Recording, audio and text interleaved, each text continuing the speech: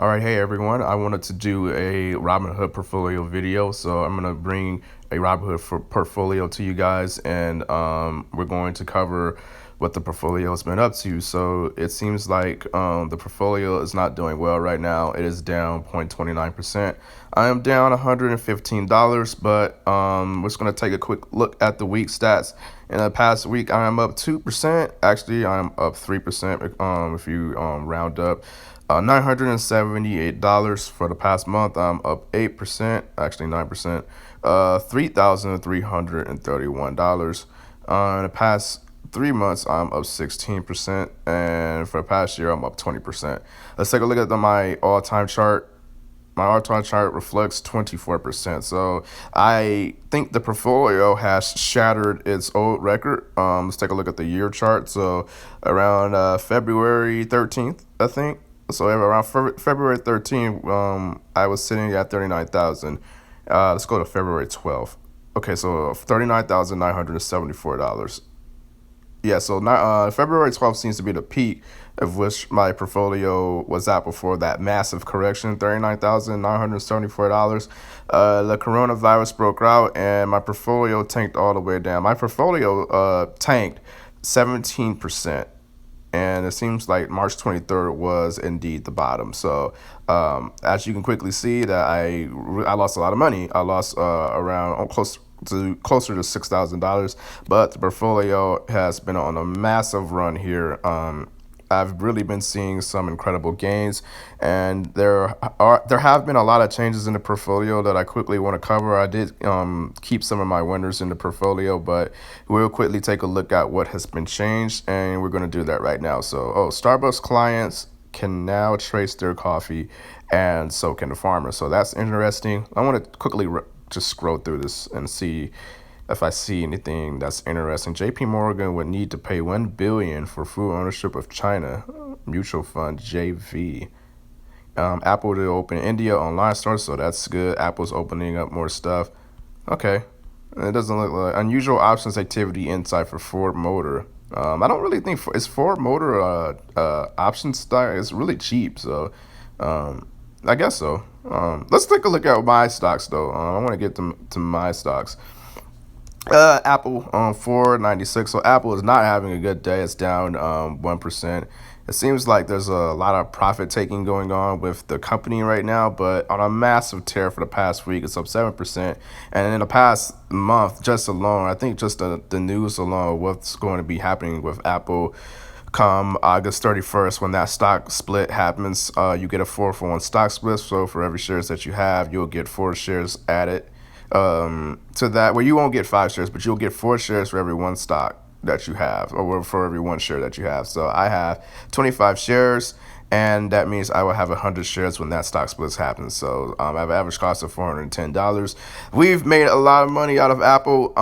It's quite exciting to see that Apple just continues to go up and it continues to be profitable. I think they did hit a 2 trillion market cap. And I can clearly see the market cap right there. It does reflect $2 trillion, which is just absolutely insane. This company is the most profitable company in the world.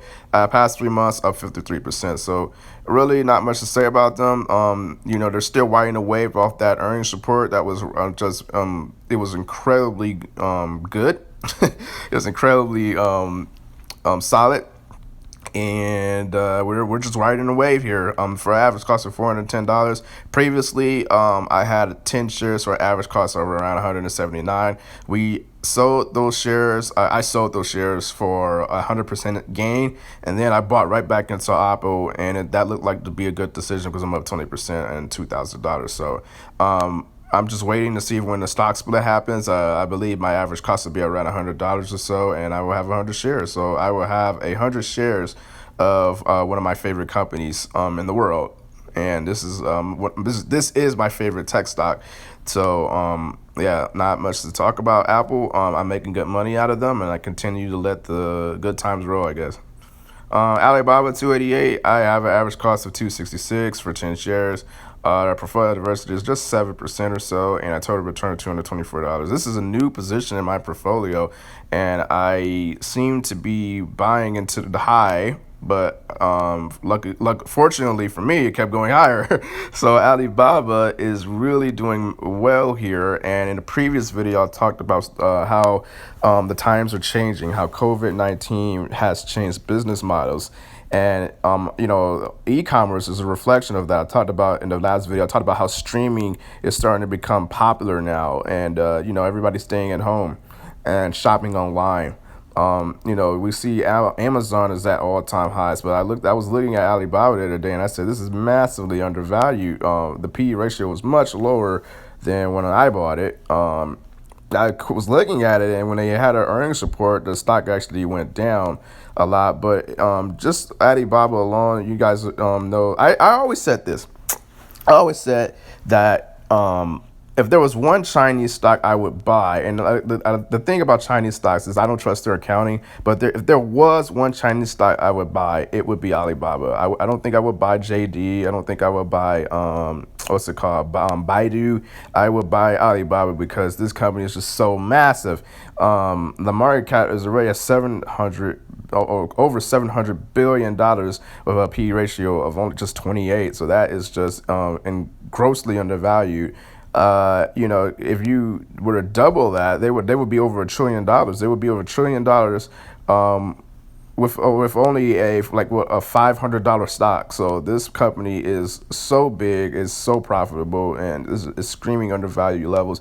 And if you look at the business models now, e-commerce is a thing. Buying online, shopping online, and I do believe that come this winter time when the holidays, there's going to be a massive wave of online shopping due to the changes to business models. There's going to be a massive wave of shopping online, and I think Amazon and Alibaba are going to be the benefits to that. That we're going to see some unbelievable numbers from those companies.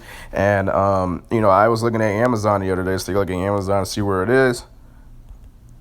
So right now, Amazon is doing well, and it's people are starting to catch on. People are saying to themselves, past month of 9%, the past 3 months of 36%. So we already know that Amazon always, for the most part, it always does well. But I think these are investors and traders getting in early. They are getting in early for anticipation of that. Of those holiday sales, and I think this is probably going to be one of the best years Amazon has had as far as e-commerce and shopping sales, online shopping sales, because of the business model, how the rhetoric has changed so much. So they're going to be a benefactor to that. They are with so many people staying at home due to COVID-19, we're not going to see as many shoppers in the retail market. So I was looking at Amazon. Obviously, Amazon is so expensive, but Alibaba is a good play for me to buy. I did buy into the high, and unfortunately I didn't get the amount of shares that I wanted. So I did start a low position of 10 shares, but I'm already up $224 with the stock. So this was all in anticipation of getting in early. China has a massive market of 1 billion people. This is the premier e-commerce stock as far as being like the Amazon of China, as far as I'm concerned. So I'm getting in early, and I'm hoping to see some good gains out of Alibaba. Normally I don't buy Chinese stocks, but this one was a no-brainer. Next company is Costco. I actually bought the stock today at an average cost of $3.43. This stock is sitting at a premium right now. I'm very familiar with Costco's business. I'm actually down with the stock because I just bought it today. I'm down $9. But the reason why I bought Costco is because of its extreme defensive nature. Just take a look at the past year. And the past year is only up 24%. But if you look at that correction, it didn't really drop that much. Costco and Walmart sort of fought the wave a little bit. I mean, Costco did drop. Don't get me wrong. They still tanked along with the rest of the market, but you can see this wasn't as bad as some of the other like growth companies, compared to some of the other stocks in the Dow Jones. So Costco is maintaining that premium. They're a very good business. They really rely on their the sales that they have, the customer sales, where they have to like register. You can't walk. You just can't walk into any Costco. You actually have to like register first, and then you get like a membership. So they rely on membership sales. That's pretty much what the stock relies on. And if the membership sales are good, the stock keeps going up. But this is a fantastic business. It's a well managed company. I bought into the company for its extremely defensive nature. I definitely like this company, and I'm willing to pay a premium price for it. So a dividend yield is quite low, but again, I just liked the company. I'm familiar with it, and for me, I like to buy companies that are easy to understand. For the past 5 years, it's up 159%. So it's definitely has seen some good growth, and pretty much ride out the Amazon scares that we've been seeing throughout the years. So I like the company. That's why I bought it. Home Depot is sitting at 284. I have an average cost of 153 for an 86% return. I only have 15 shares. In the previous video, I had 20 shares, so I have shaved off some Home Depot. Normally, when a stock gets above 100%, I completely should sell out of my position because, I made my money. I made good money, and 100% is gain. It's like maybe I can use that money elsewhere, but if you factor in, I did remember reading it that there was like two hurricanes near Florida. I don't know how true that was, but hurricane season is fast approaching. They did have an earnings report. They beat expectations, but it was sort of like a kind of like a buy the rumor, sell the news kind of event. So it had the stock was not the stock didn't do well after the earnings report. They actually tanked. So a lot of profit taking, but I understand. I shaved off a little bit of profits, but I'm still sitting at an 86% return, $1,979 gain. Yeah, other than that, there's not much to say about them. They continue to ride it. They continue to have a good dividend. And I think the reason why I shaved off just a little bit off the top of Home Depot is because I plan to hold this for a very, very long time. So instead of me actually just selling out completely once it reaches 100%, I'm going to keep this in the portfolio. I like Home Depot. It's a good grower. It pays good dividends. It's a fantastic and a well-managed company. I know their competition, Lowe's, has been catching up. They have been on fire as of late. Lowe's has been doing very well. Let's take a look at Lowe's. I just want to see where it is at right now. Yeah, yeah, they've been doing very well. Lowe's for the past 3 months, 32%. For the past month, 12%. And when they had an earnings report, they actually went up. So Lowe's is a very good company that's starting to catch on. Not quite at the level of Home Depot yet, but they are definitely improving their services. So there's something to keep an eye on there.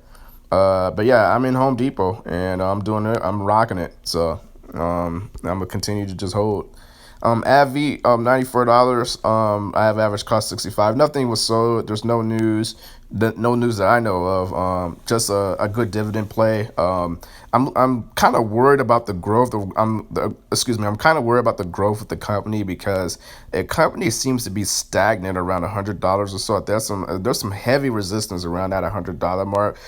Eventually, I do believe if AbbVie can break that $100 resistance, that this stock is going to massively shoot up to the top.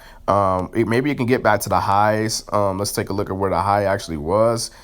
In January 2018, we reached a high of $123. So if it can break that $100 resistance, I definitely am seeing it going back there. But just a lot of resistance right now. But again, I get a good dividend just waiting it out, and I'm already up $1,000 on the stock. So I like Johnson & Johnson a little bit more than AbbVie, but AbbVie was kind of like my speculative play, and I'm going to grow with this. I'm going to roll with this because I just don't see any reason to sell it. So AbbVie is still in the portfolio, and AbbVie and Home Depot seem to be our breadwinners. They are our winners in the portfolio, along with Apple, because I keep forgetting that Apple is just rocking it, and I kind of bought it late, but yeah, you guys see the total return. So, and the last stock in the portfolio is actually a S&P 500 ETF. This is just here. This is just sitting in the portfolio for some diversification's sake.